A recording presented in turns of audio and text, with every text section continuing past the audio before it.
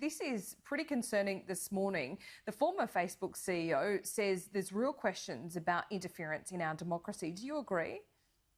Absolutely. I mean, this is the biggest argument that could have been made for better regulation around these platforms in order to mitigate the kind of harms that these reckless practices, these reckless decisions have on the functioning of our democracy.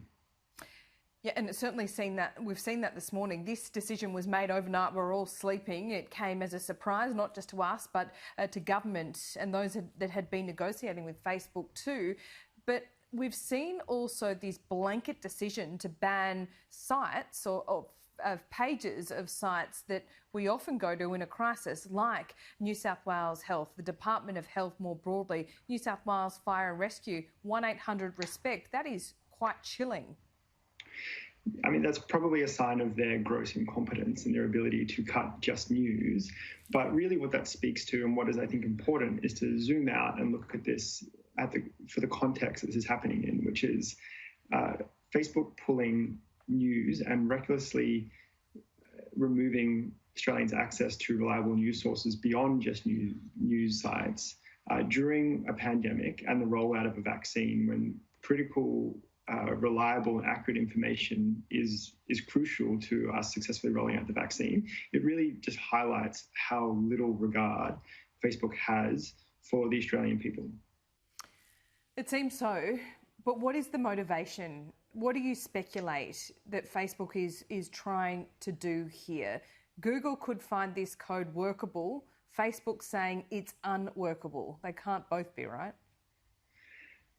Well, they're both different businesses in some ways, so they have different concerns. But I think it's worth looking at the way that Facebook is essentially spitting the dummy after being asked to meaningfully participate in regulatory negotiations. Google worked with the government to find a workable solution that may not have been the best outcome for the Australian people, but it was a workable solution that meant that the Australian public wasn't left without Google search.